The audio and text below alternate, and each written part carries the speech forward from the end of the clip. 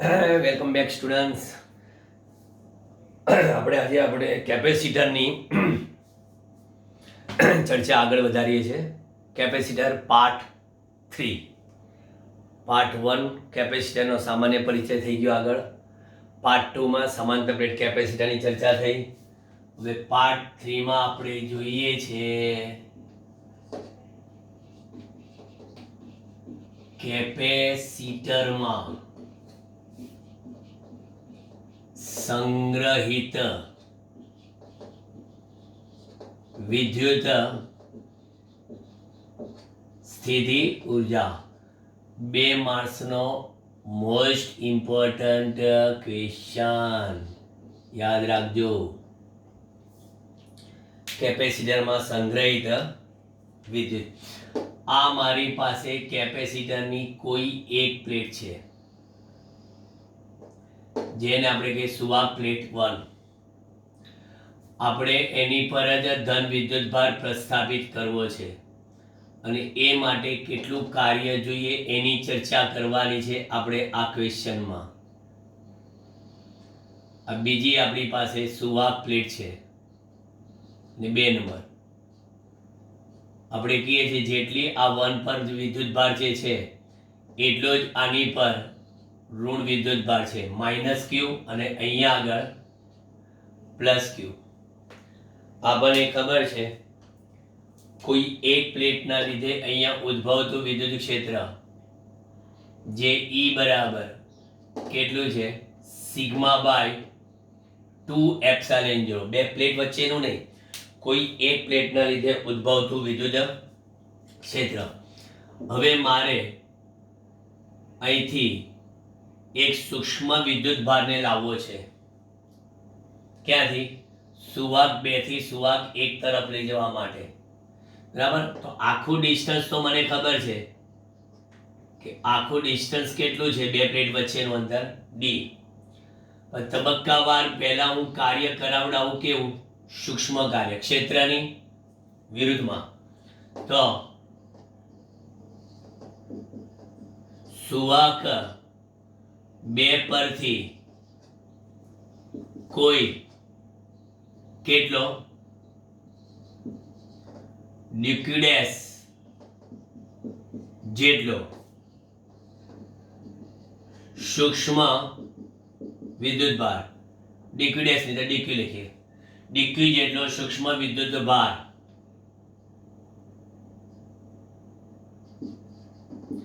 વિદ્યુત સ્થિતિમાનના તફાવતની અસર હેઠળ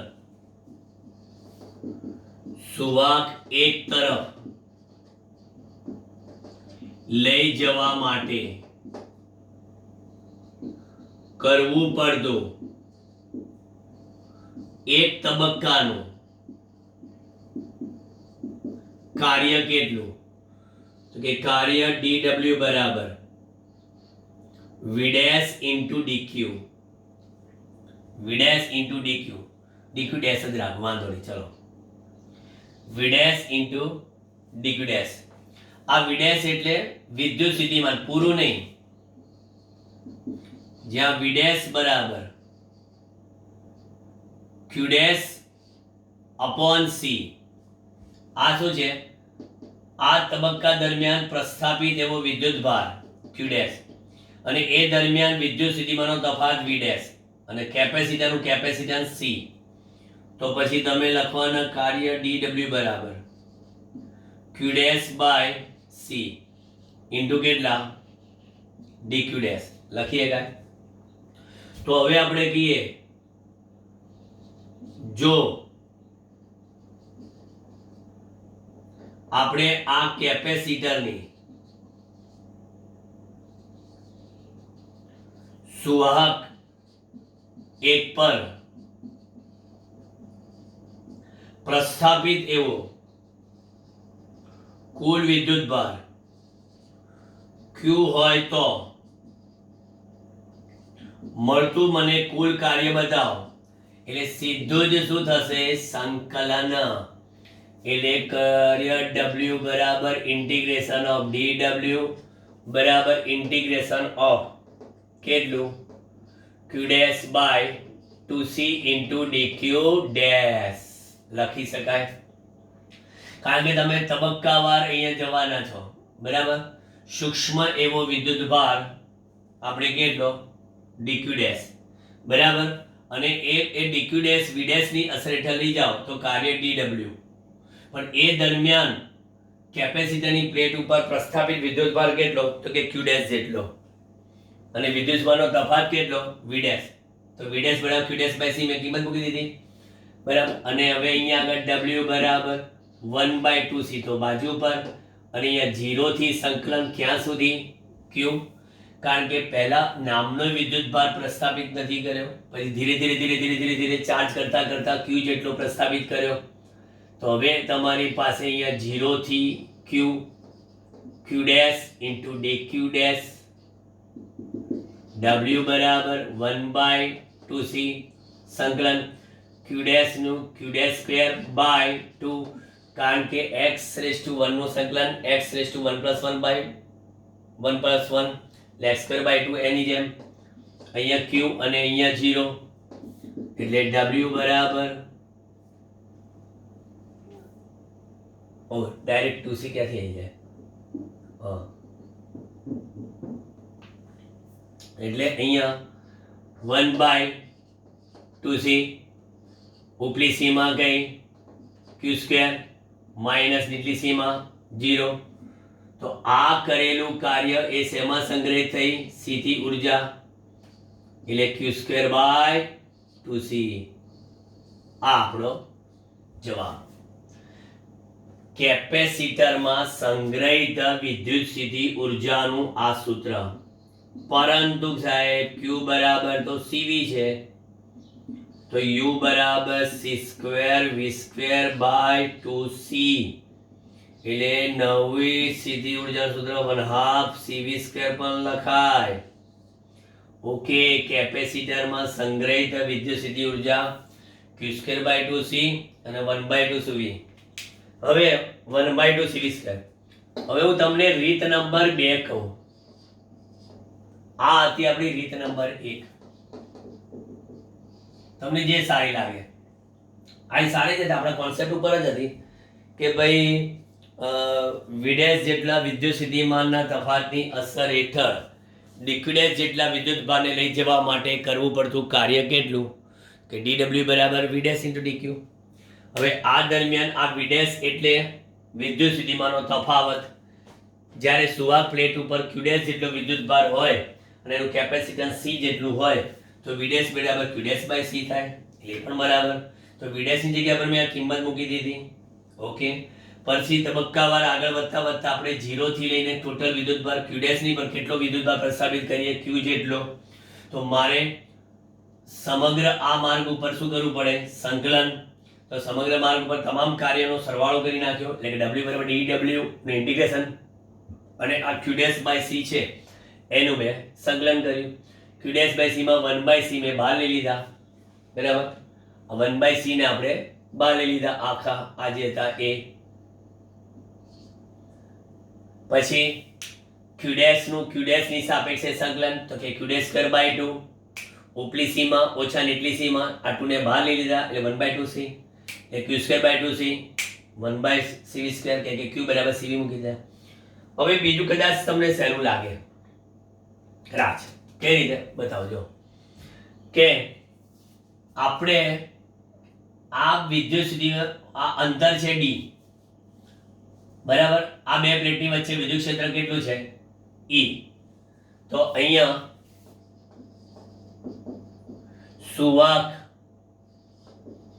2 પરથી સુવાહક 1 પર સુવાહક 2 પરથી સુવાહક 1 પર q વિદ્યુત ભાર ને લઈ જવા એટલે કે જમા કરવા માટે જરૂરી કાર્ય બરાબર સંગ્રહિત વિદ્યુત સ્થિતિ ઉર્જા W બરાબર U બરાબર શું લખવાના તમે V ઇન્ટુ Q VQ જોડ, પરંતુ U બરાબર V ની જગ્યા પર શું લખશો E into D into Q. કેમ EDQ? કારણ કે આ બે પ્લેટ વચ્ચેનું વિદ્યુત ક્ષેત્ર નથી આ, કારણ કે આ વિદ્યુત ક્ષેત્રની અસર હેઠળ તમે જાઓ છો, એટલે બે ની વચ્ચેનું ના લેતા, આ કોઈ એક પ્લેટ પરનું, કે એક પ્લેટ પર જાઓ છો તમે ક્ષેત્રની વિરુદ્ધમાં. તો માટે U બરાબર આ E એટલે સિગ્મા બાય 2 એપ્સિલોન 0, બે પ્લેટનું વધતો તો sigma by epsilon 0, sigma by 2 epsilon 0 into D into Q.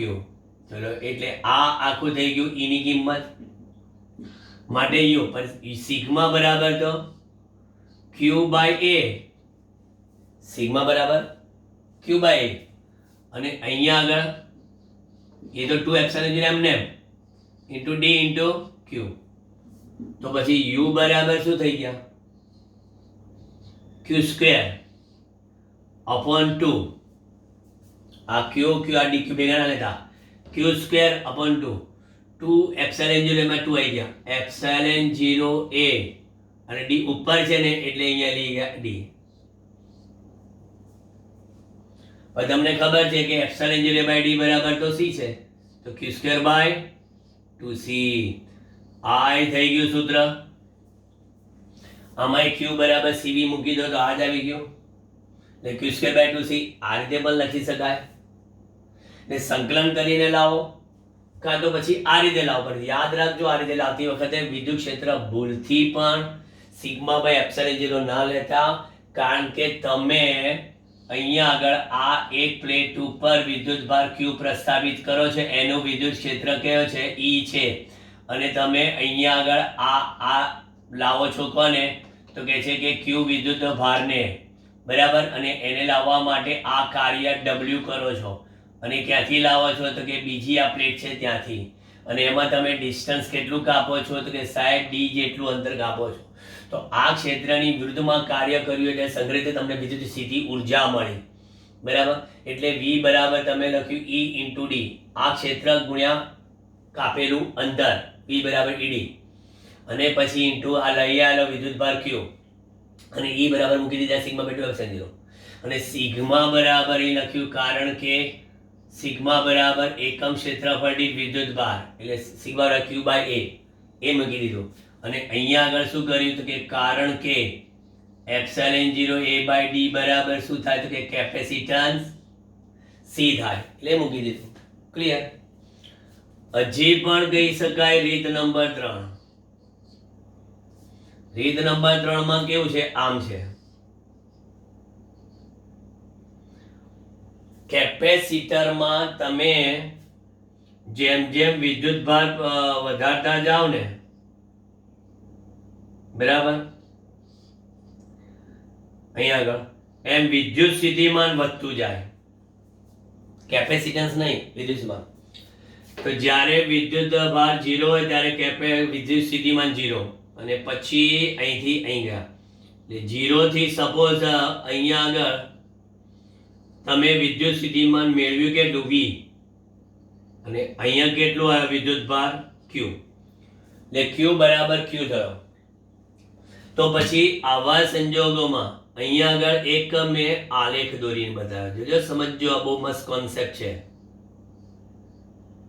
હા, તો આમાં કોઈ પૂછે કે V વિરુદ્ધ Q ના આલેખ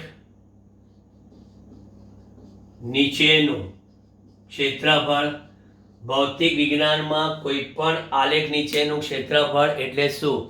ભૌતિક જ્ઞાનમાં કોઈ પણ આલેખ નીચેનું ક્ષેત્રફળ એટલે તે y અક્ષ પર લીધેલી ભૌતિક રાશિ અને x અક્ષ પર લીધેલી ભૌતિક રાશિના ગુણાકારથી મળતી રાશિ આપે, અને આલેખનો ઢાળ એટલે y યામનો તફાવત છેદમાં x યામનો તફાવત. અહીંયા આપણે ક્ષેત્રફળ બરાબર VQ એટલે કેપેસિટરમાં સંગ્રહિત વિદ્યુત સ્થિતિ ઉર્જા U બરાબર આલેખ નીચેનું ક્ષેત્રફળ બતાવો. તો કે કાટકોણ ત્રિકોણ ક્ષેત્રફળ 1/2 પાયો ગુણ્યા વેધ. 1/2 પાયો એટલે કે VQ, 1/2 પાયો એટલે કેટલા Q ગુણ્યા વેધની લંબાઈ કેટલી તો કે V જેટલી. 1/2 VQ થયા. 1/2 VQ થયા તો U બરાબર 1/2 Q અને V બરાબર શું Q/C એટલે શું આવ્યું Q²/2C એટલે કે 1/2 CV². તમે જોઈ લો મેં કેટલી રીતે નજરિયા બદલ્યા. કેપેસિટરમાં સંગ્રહિત વિદ્યુત સ્થિતિ ઉર્જા શોધવા માટેના મારા જુદા જુદા એંગલો, અલગ અલગ એંગલથી મેં વાતોચીતો કરી. બરાબર. આ ચર્ચા જે કરી પછી મેં બીજી ચર્ચામાં શું કર્યું, ક્ષેત્રની વિરુદ્ધમાં ગયા એની વાત કરી. પછી મેં આલેખ પરથીની ચર્ચા કરી. 3 રીતે આપણે સીધી ઉર્જા શોધી શકીએ. પરીક્ષામાં કે બધી જ રીત લખવી કઈ જરૂરી નથી. બરાબર. કોઈ બી એક માર્ક્સ પ્રમાણે જ રીત લેવાની. આ રીતે એકદમ સ્ટાન્ડર્ડ કહેવાય, એકદમ સ્ટાન્ડર્ડ. કારણ કે તમને અહીંયા આગળ આ આકૃતિમાં જ બધી વસ્તુ આ ચાડી ખાઈ જાય છે. આજે મેં દોરી ને આકૃતિ એમાં કમ્પ્લીટ ઇઝીલી પતી જાય તમારું કામ. આ તો MCQ માં ચાલે. MCQ માં કે ભાઈ તમને અહીંયા આગળ આલેખમાં મૂલ્યો આપ્યા હોય, બરાબર, અને પછી કીધું હોય કે આપેલા આલેખ પરથી કેપેસિટરમાં સંગ્રહિત સ્થિતિ ઉર્જા મેળવો. તો એ આલેખમાં જે મૂલ્યો આપ્યો હોય એનું ક્ષેત્રફળ શોધી લેવાનું. કાટકોણ ત્રિકોણનું ક્ષેત્રફળ 1/2 પાયો ગુણ્યા વેધ એટલે તમને તરત જ જવાબ આવી જાય સ્થિતિ ઉર્જાનો. હવે આપણે આમાં કેપેસિટરમાં સંગ્રહિત વિદ્યુત સ્થિતિ ઉર્જા ઘનતાનું સૂત્ર મેળવીએ. સંગ્રહિત વિદ્યુત સ્થિતિ ઉર્જા, બરાબર. પહેલા જોઈ લો બોર્ડ, પછી હું પૂછું.